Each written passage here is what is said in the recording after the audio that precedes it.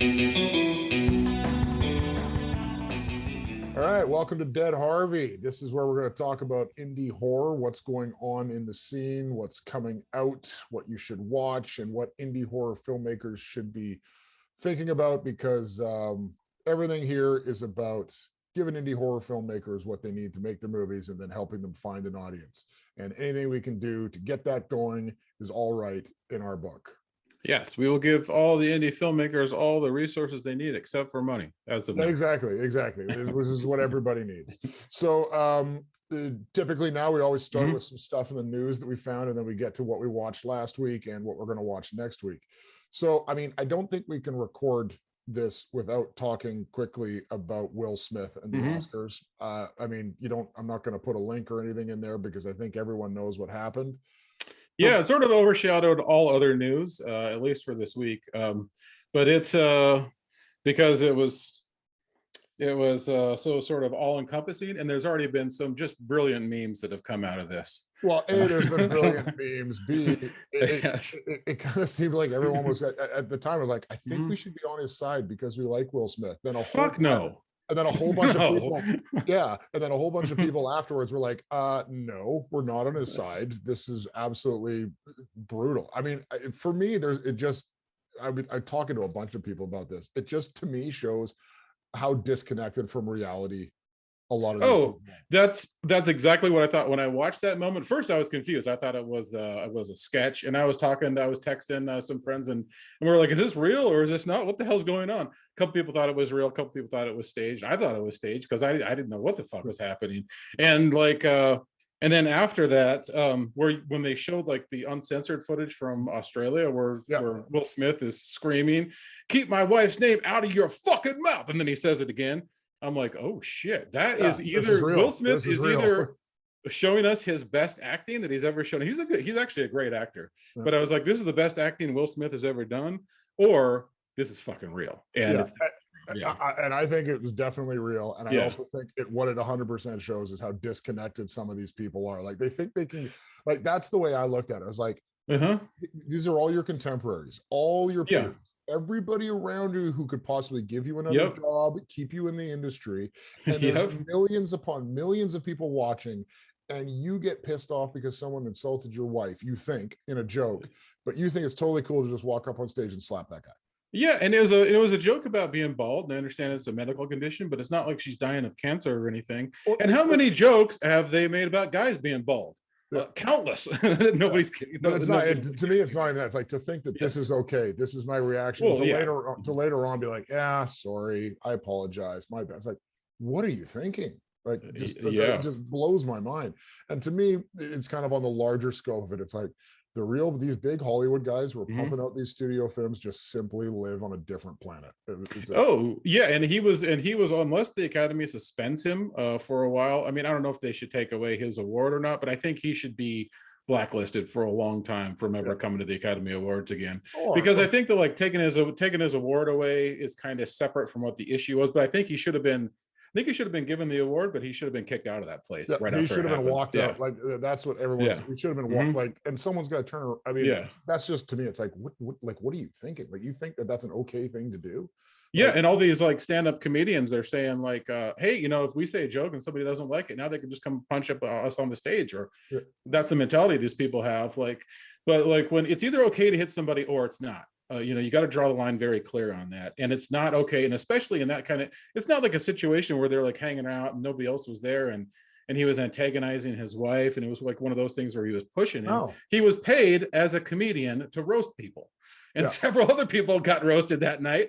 And obviously it's, if you hear the stories about Will Smith, it's, you hear they had like his wife was on, it was either like podcast interview or something like that, where they talked about their open relationship. And I think this was just that moment where it snapped and he was feeling very insecure about it. And it's just that one thing set him off. And it was completely unrelated. I think it was completely unrelated to the actual G.I. Jane joke. It was just, he felt insecure and he felt threatened and he felt like he had to do something to get his manhood back, is what that was. anyhow, I mean, it has nothing to do with indie horror whatsoever. But yeah, and then embarrassed the Academy and embarrassed everybody else. I mean, how long? When has ever something like that happened before? It's just ridiculous. No, but that's my kind of point. There's really, I mean, I feel when you talk about indie film versus Hollywood and the studios, it always kind of felt like, hey, maybe one's on the low end of the same spectrum. And seeing stuff like that just makes me realize, hey, in indie film, especially when you talk about low budget indie, you're in a different planet. You're not even on the same. Oh yeah, definitely. Like most indie filmmakers are broke, so they're very relatable. Will Smith, a multi-millionaire, and then up and crying about like how he's the victim after it happened too. He hits somebody and then goes up and cries about how he's the victim. People call their names. What are you thinking? And think it's everything's okay. Like it just goes to show that, like, this is my point about this and why I think it's worth talking about is that, hey, as an indie film level, you're on a different planet. You can't actually associate what these guys are doing. That you're playing the same game. You're not. If any indie filmmaker would have, let's say an indie filmmaker would have gotten his first award and they would have smacked Chris Rock or Will Smith or anybody else like that, they'd be probably in jail for the next 20 years. Oh yeah, but it's not even. It's like you're that. It's a different game. This is a self-serving industry of Hollywood, like people that are on a different planet, and you shouldn't even be thinking, hey, that's the game. That's not the game. That's a different game. That's a different game completely. And that kind of demonstrates it. They live on a different planet. Oh yeah. And it exposed the ugliness of Hollywood is what it did. And you know, like they like to pretend everything's all good and everything's okay. Yeah, we saw a little bit of look into that, and that's just the tip of the iceberg. Yeah, exactly. So that's just, to me, it looked at it's like, yeah, when you're an indie, it's a different, these aren't the same people. This is a different planet. Yeah. Anyhow, moving on to some other stuff in the news that we found that I think is interesting. One, now this guy is definitely indie. He's on the higher end of indie, but Alex Garland is coming out with a new movie, and everyone kind of was a buzz about it. It's got Jesse Buckley, who's an Academy Award winner, in an Alex Garland film, and it just looks. I mean, let's talk about. I mean, Alex Garland. So he's known for stuff like Annihilation, Ex Machina. Annihilation is actually kind of cool. And this is this is A24 bringing this out. This is an indie. Like now, granted, he's got budget behind this. Obviously, like he gets budget, but he definitely is outside of the studio. He's someone who came up. Like I think he started out as a music director, doing music videos before getting into Ex Machina. Oh yeah, I'm not really sure about what his history is. I did really dig Ex Machina, and then a lot of people recommended Annihilation to me. I got about like 30 minutes through it before, and then I got bored. But then all these people kept telling me cool shit was going to happen in it. But when it starts to show like the parallel universe kind of stuff, and then it starts to throw some of those like Lovecraftian elements in there, then it starts to get pretty cool. You got to stick with it, but it's actually pretty cool. I loved Annihilation. Yeah. But it did take me a while to get through it at first. Yeah. I mean, with Annihilation, I remember watching it going like when I'm getting to the end of it, I'm like it almost getting that, like Christopher Nolan in the early days, you saw stuff and you're like, no one else is making shit like this. That's so cool. And now he's making other stuff that is weird, but like Alex Garland is like that. When I watched Annihilation, when I watched Ex Machina, they have a real indie feel to them because they're they're tackling something that especially Ex Machina, especially Ex Machina. Annihilation kept that too, because afterwards it turns out that if I remember correctly, it's really about cancer and how people deal with cancer, and that's his interpretation of it. So he's taken like crazy things like that are indie filmmakers deal with, and he's able now to get budget to make them. So, and he doesn't make movies every year, right? He comes and goes as he can, and he's done some cool shit. Didn't he also do what's the one Dose on the limited series? Oh, I haven't seen that one. I'm not familiar with that. Awesome. There's I should look it up here. Hold on, take a break. I mean, it sort of the name kind of rings a bell, but I definitely haven't seen it. Was it on like on HBO or something like that, or? It was hard to find. Yeah. Hold on, Alex Garland, Ex Machina. I'll look it up right here. He was the writer on 28 Days Later. Devs. It was so TV, so Alex Garland was kind of coming up. He did a lot of video game stuff. He did a lot of wrote some novels, but it's all 28 Days Later. He wrote the script for that. That's how he kind of broke onto the scene doing some shit like that. That's cool. But then Ex Machina 2014, Annihilation 2018, And then he did Devs, which was an awesome 8-episode miniseries. Can't remember where it was. It was either HBO or one of the. It might not have been HBO. I can't remember where it was, but it was amazing. So anyhow, now Men is coming out, and of course he doesn't do shit every day, and when he does, it's pretty awesome, and it always has that indie vibe. So Yeah, a lot of people are looking forward to that. There's a bunch of articles about it. We'll post to one of the ones that we saw about Men, but check out the trailer. It's awesome. yeah, this one's new to me. I'll check out the. I haven't even seen the trailer yet, but I've been seeing it pop up. Yeah, Alex Garland is one of those guys that came up, the indie guy, came up out of like I said, doing video games, writing some scripts and stuff, and then when he broke out, realized he only wants to do what he wants to do, and came out with some awesome projects. He's definitely worth watching. Really quickly, getting through a couple other things. You and I should talk about more of these when we see them in the news, especially when they're done well. You put this on my radar, so you can talk about it. But there's a crowdsourcing campaign for Zombikini. Yeah. I love that. It's so great. And it is like when you see you see like behind this from her backside, kind of like when they do all like the shark stuff, like Avalanche Sharks, when it's got the girl in the bikini and then like the shark in front of her. So this is like, it's got the zombie girl wearing the bikini, but her flesh, I mean, she looks like dirty and shit, like she's been rolling around in the mud trying to bite some people, but nothing's like rotted on her body and fallen off yet, which is the perfect time for that zombie to go show off her physique at the beach there. Show off that zombie beach body before like all her flesh starts rotting off. It's very much the typical, like you see on the back of Spit on Your Grave and everything. Yeah. That's just the backside of her. Mm-hmm. That's awesome picture. And by the way, I think it's just actually Photoshop on top of a perfectly fine woman. They just added all the blood and gore to her. But I mean, I would look it up and we could post links to where they do it. But I think every once in a while, because hey, talking about the difference between a Will Smith and an indie horror, crowdfunding and finding budget from other sources is a huge thing for indie filmmakers. And so when we do come across crowdfunding projects that look good and look like they're done right, we'll talk about them and put them on your radar. But we'll link to this one. It's on Indiegogo. Zombikini feature film funding. Basically, it says here, if you like zombies and bikinis, this is this is a film for you. Just the name alone, I'm sold. Just the name alone.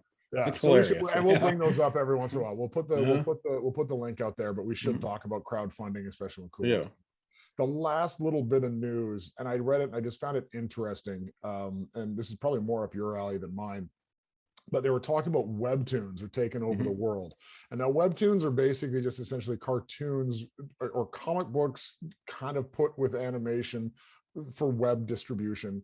And the ones that I've seen are actually pretty low budget. Like they don't really do much. There's a lot of like, well, some are animated, some are less animated. Just kind of talk about, they're basically cartoons put online.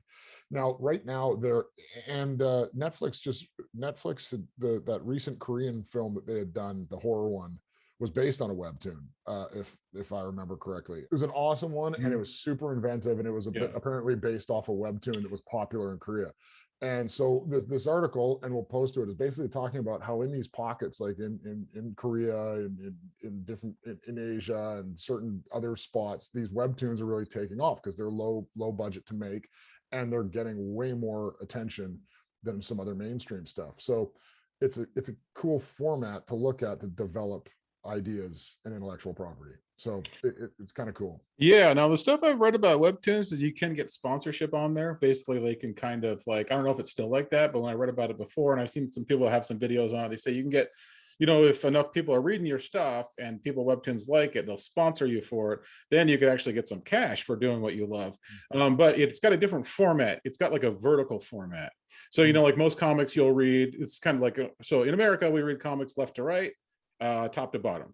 And then manga is like right to left, top to bottom. And then you've got Webtoons, which is basically like vertical. So it's like up and down. So you got panels that just go up and then just kind of keep going down. And sometimes they'll just have sometimes somebody will put just like one panel on there. Other times people have like a series of like a couple of different panels. And then they'll either do like daily or weekly or like even like once a month or when they all the different creators on it sort of have different schedules about when they post stuff out there. So yeah, which is cool. Yeah. So I mean, it's a new format, new to me because I haven't watched it, but they're talking, and it's all free. I mean, it's like from when I've been on there before, they may have like a different tier of it, but when I went on there before, like probably like 6 months to a year ago or something like that, everything that I was looking at was free on there. So yeah, but I think, yeah, I mean, to me, I think you can Patreon people or sponsor them though. Like if you, I think there's ways to give them money though. Yeah, probably. But what I like is it's basically, we're talking about, you know, we are all really we're content creators at the end of the day. Yeah, right? and they're looking for content for movies off of that right there. And if you're looking to get noticed, it's a good way to get noticed, Yeah. right? So very cool. So anyhow, now moving on to what we watched last week, the stuff we had talked about that we were going to watch and we're going to watch this week. The one I said I was going to watch is Ravers. Yeah. I think it's on Tubi. Natasha Henstridge is in it, right? Yes, Natasha Henstridge's in it. But let's be honest, they did the very typical, let's get her in the most minor role we possibly can, and then we're going to put her name front and center. So she actually isn't in, like, so it's about this girl who has like severe anxiety about germs and stuff like that, and gets invited to a rave. And at the rave, what happens is, it's actually pretty funny. This is some pretty good, like, goofy, over the top violence in it. So basically it's like a Red Bull factory without saying Red Bull, right? So it's like an energy drink thing. And the guy at the very beginning of the opening scene, like, messes up and he leans against something and he changes the chemicals that go into it. And then when they decide they're shutting down the factory, everyone's drinking the last batch, which of course got messed up, and it drives a couple people, including this bodybuilder, completely bonkers, and then he ends up slaughtering a bunch of people as they're all being let go. And that kind of sets the stage for this company is leaving the factory, and it's empty, and this rave comes in, but of course all those tainted energy drinks are left behind. So everyone basically turns into these weird over energized zombie like creatures that just start destroying each other. And because she's a germaphobe, she doesn't have it, and a couple other people don't drink it. And of course, the rave, there's a bunch of drugs and stuff. And anyhow, so anyhow, and it's basically a zombie movie, but they're not really zombies. They drink these tainted energy drinks in a rave setting, and there's a bunch of cool comedic violence. It's kind of like, it's a low budget movie, so it is what it is, but there's lots of, it's fun. It's like a fun movie to watch. Now, Natasha Henstridge, of course, isn't actually at the rave. She's the boss, and so at her job. So, and she's a writer. So Natasha Henstridge plays like the J. Jonah Jameson. It says, you need to go out there and get these articles, this article, you need to go live it, go to the rave and get me the thing. So she's not in it quite as much, even though she's shown as front and center. But it is definitely a fun movie. It's definitely a low budget indie.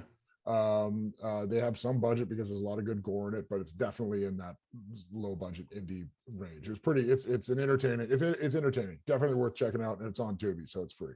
And they probably shot Natasha Henstridge in like a day, I imagine, if she had a scene like that where she's just like, is she talking to people like over a Zoom call, or just talking to her off of the phone or something, to sending them out to check out the rave? No, she's in. She's at the rave herself, or no, she's not. Natasha Henstridge, as far as I remember, like, unless she shows up later, because I'm not gonna lie, kind of fell asleep in and out of consciousness by the end of it. So she may have shown up. I don't think she did. But it was at the beginning a lot where she was at the office, and she was there. She was there at the office. She was just the J. Jonah Jameson sitting at the office. I would lean towards no. She was not featured anywhere else, and was probably shot out in a day. Correct, like at the office that was done. Cool. So and you were going to watch The Special. Right before I talk about that, I think it's kind of cool because it sort of reminds me of the movie. I like the concept of it. It reminds me of the movie Street Trash, where like guys go over there with like contaminated hooch, and guys go in and they drink like this stuff that's like the bum wine, and then it turns them into zombies. Great movie. Sort of reminded me of that. Okay. Well, but it's basically it's basically a zombie movie, but you're doing a different take on it. So it's like, we're not really zombies. Something different's happening here to make these guys go nuts. So so The Special, when I was kind of talking about it before, you can't really go into this. I couldn't go into this, what this movie was really about. But you know, the Lonely Island Boys, that song they had called Dick in a Box? Justin Timberlake sing on there or something. But that's basically what this movie is. So it's about a dangerous box that you put your wang into, and you get addicted to it. So there's this guy at the beginning who's his like a coworker or his boss they're hanging out, and so he's like telling him how he's like, I think my wife's cheating on me. It doesn't have any like evidence or anything, of course. And the boss is like, if you think that she's cheating on you, what you need to go is go cheat on her to get payback. The guy's like, I don't know, that sounds kind of shady. He's like, I got something like worked out for you, and I'll handle everything for you.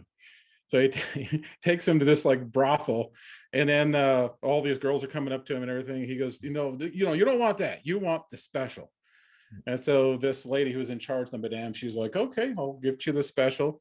And there's just this box there, and it's got this little writing on it that says, stick it here. And so the guy's like looking at like, what the fuck's going on? And so he goes to it, and all of a sudden he gets addicted to having sex with this box. Turns out there's actually like a creature that's in this box. And he ends up like stealing the box and taking it home and getting a place and just like having it in his apartment, like completely isolated from society. So he goes full on meth head, heroin addict, drug addict mode, just banging this box as much as possible until he finds that he can't bang it anymore. And then he opens the box, he finds out there's a creature that's inside of it. So he tries to like take care of this creature so that it won't die, so that he can keep banging it. And just completely like, it pisses everyone else in his life off around him. So then at the end of the movie, you find out what happens once the box gets returned, and then like what happens to him. But it's got some pretty crazy shit in there. And actually, for describing on what this movie is, a horror movie about a guy that puts his wang in a box and gets addicted to it, it sounds like it would be complete trash, but it's actually very artily done. And it's very like, I mean, it doesn't skimp away from the subject matter or anything like that. And like the kind of like that little bit of that sleaziness of it, but it's very, very well done and very well written. It's surprisingly really good and definitely worth watching. Yeah, where can we find it? Maybe not around your significant other, but so what platform is it on? That was on Tubi that I saw. Oh, excellent. Yeah. So there you go. Another Tubi, a Tubi we can check out. Oh, cool. And then although it is a morality story, I would say. Don't put your dick in a box. Don't cheat on your wife, and don't put your dick in a box. Yeah, it has real consequences, real life consequences that come from it. Okay, so moving on to what we're going to look at next week. You've already told me what you want, and it is a pretty. I mean, I'm going to go check this one out too. You're talking about X. This is Ty West's return and his homage to Texas Chainsaw Massacre. Yeah, saw it in the theater. I may actually go see it again because we have like Tuesday matinees here, where they do kind of like a $5 matinee kind of thing. I'll probably go see it in the theater again to support indie movies, to make up for me not supporting them before, being lazy and not going to the theater, because it's cool. It's worth seeing at the theater at least once, but I'll probably go see it again. Yeah, so we won't talk about it because we'll talk about it next week. But Ty West is one of those guys that got a huge name originally.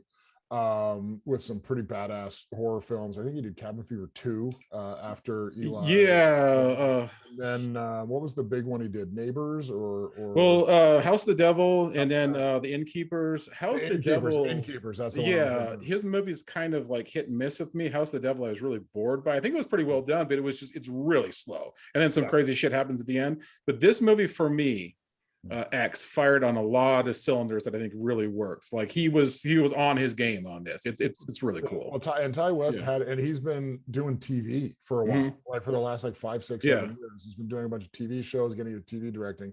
And it's interesting that a lot of these indie horror guys, and you see this with others too. I mean, obviously there's guys like Eli Roth and stuff who have bigger projects, but the guys who get known in the indie scene sometimes flip over and like direct SVU. Right? It's just because that's the equivalent, because they're not given big projects all the time. But Ty West is one that if you look at all the stuff, like I think he did stuff for ABC's of Death and I think you're right. I think he did stuff like that, and he was really well known. It was like the horror director to watch about a decade ago. But then he went kind of silent, working in TV and stuff for a while. So it's cool to come back. And I've heard, like, I haven't seen it. I'll probably check it out. But to come back hard and do something awesome. They're already talking about doing a sequel or a prequel to it. Oh yeah, I've heard like trilogy now. They made it a trilogy. Yeah. So we'll talk more about that next week. The one I'm going to check out is the opposite end of the spectrum. I'm going to watch Spine of Night. Nice. Now you were the one who put it on my radar a little bit, because it's kind of like Heavy Metal was back in the day, which was such a unique project. The animated I wouldn't call it a horror the film, but it was like fantasy. Dark fantasy kind of, or like sci-fi where it blends into horror, that kind of thing. It has elements of both. Spino Knight is I'll wait to talk about it with you, but it does not pull any punches. And the art style is very similar to Heavy Metal and Fire and Ice. Reminded me a lot of Fire and Ice as well, which is cool. So I was looking for some to put on my radar, because there actually is some other cool shit coming out. But hey, I'll check this one out. So it's an epic fantasy tale about the history of a land that never was, beginning with an ambitious young man stealing forbidden knowledge from a sacred planet. I mean, and it's got like Richard Grant, Lucy Lawless, Patton Oswalt doing voices, looks like. It's got an indie movie, but they got some stars to give the voices to it. Do the voices too, which obviously it's easy projects for guys like that. And we're not talking A-listers here. We're talking about good firm B-listers. But no, I mean, like talking about Webtoons originally, like animated shit you could do some crazy stuff in animation. So I'm pretty stoked to get into that one, because I mean, good animation is awesome. Yeah, that's going to be fun to talk about next week. Both those movies will be fun to talk about next week. For sure. Okay, so then that kind of wraps it up for this week. We got what we're going to watch about next week, and we're going to keep our eyes on the news and tell you about more stuff there. So if you like this stuff, give us a like wherever you're listening to this or watching it. Subscribe to us if you can. Give us a like on podcasts. Essentially, the more people that like us, the more people that listen. The idea here is we want to see more indie horror and get more people watching indie horror. So the more ways we can get the word out, the better. And if you have a movie that you want us to talk about, or a project you want to talk about, let's go to deadharvey.com. Find our email there, or reach out however you can and let us know, because we're happy to talk about shit. We've done it before and we'll do it again. Absolutely. Cool. Yeah, send us your stuff. We'll promote it. Yep, absolutely. All right. Until next week. Until next week.